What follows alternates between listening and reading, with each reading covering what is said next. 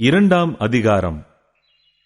எபேசு சபையின் தூதனுக்கு நீ எழுத வேண்டியது என்னவெனில், 7 நட்சத்திரங்களை தம்முடைய வலது கரத்தில் ஏந்திக் கொண்டு 7 பொன் குத்து விளக்குகளின் மத்தியிலே உலாவிக் கொண்டிருக்கிறவர் சொல்லுகிறதாவது: உன் கிரியைகளையும் உன் பிரயாசத்தையும் உன் பொறுமையையும், நீ பொல்லாதவர்களை சகிக்க கூடாமல் இருக்கிறதையும், அப்போஸ்தலர் அல்லாதவர்கள் தங்களை அப்போஸ்தலர் என்று சொல்லுகிறதை நீ சோதித்து அவர்களை பொய்யர் என்று கண்டறிந்ததையும், நீ சகித்துக் கொண்டிருக்கிறதையும் பொறுமையாய் இருக்கிறதையும், என் நாமத்தின் நிமித்தம் இளைப்படையாமல் பிரயாசப்பட்டதையும் அறிந்திருக்கிறேன்.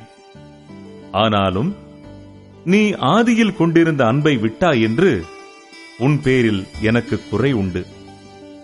ஆகையால் நீ இன்ன நிலைமையிலிருந்து விழுந்தாய் என்பதை நினைத்து மனம் திரும்பி ஆதியில் செய்த கிரியைகளை செய்வாயாக. இல்லாவிட்டால் நான் சீக்கிரமாய் உன்னிடத்தில் வந்து, நீ மனம் திரும்பாத பட்சத்தில் உன் விளக்கு தண்டை அதனிடத்தில் நின்று நீக்கிவிடுவேன்.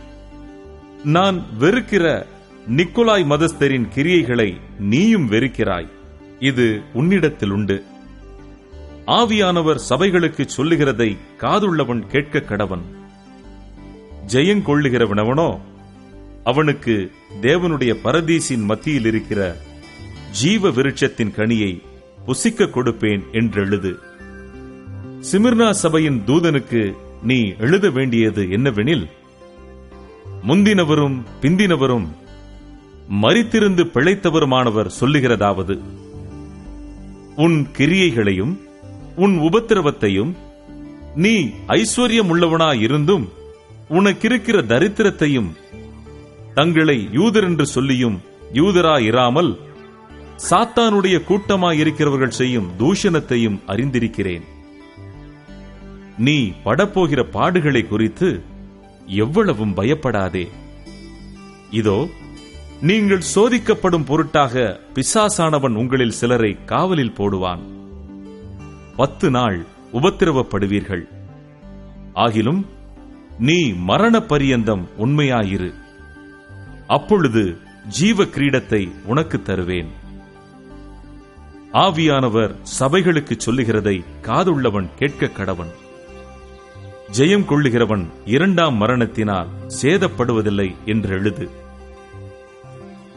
பெர்கமு சபையின் தூதனுக்கு நீ எழுத வேண்டியது என்னவெனில், இருபுறமும் கருக்குள்ள பட்டயத்தை உடையவர் சொல்லுகிறதாவது: உன் கிரியைகளையும் சாத்தானுடைய சிங்காசனம் இருக்கிற இடத்தில் நீ குடியிருக்கிறதையும், நீ என் நாமத்தை பற்றிக் கொண்டிருக்கிறதையும், சாத்தான் குடிகொண்டிருக்கிற இடத்திலே உங்களுக்குள்ளே எனக்கு உண்மையுள்ள சாட்சியான அந்திப்பா என்பவன் கொல்லப்பட்ட நாட்களிலும் என்னை பற்றும் விசுவாசத்தை நீ மறுதலியாமல் இருந்ததையும் அறிந்திருக்கிறேன். ஆகிலும் சில காரியங்களை குறித்து உன் பேரில் எனக்கு குறை உண்டு. விக்கிரகங்களுக்கு படைத்தவைகளை புசிப்பதற்கும் வேசித்தனம் பண்ணுவதற்கும் ஏதுவான இடரலை இஸ்ரவேல் புத்திரர் முன்பாக போடும்படி பாலாக் என்பவனுக்கு போதனை செய்த பிலேயாமுடைய போதகத்தை கைக்கொள்ளுகிறவர்கள் உன்னிடத்தில் உண்டு. அப்படியே நிக்கோலாய் மதஸ்தருடைய போதகத்தை கைக்கொள்ளுகிறவர்களும் உன்னிடத்தில் உண்டு. அதை நான் வெறுக்கிறேன். நீ மனம் திரும்பு. இல்லாவிட்டால் நான் சீக்கிரமாய் உன்னிடத்தில் வந்து என் வாயின் பட்டயத்தால் அவர்களோடே யுத்தம் பண்ணுவேன். ஆவியானவர் சபைகளுக்கு சொல்லுகிறதை காதுள்ளவன் கேட்க கடவன்.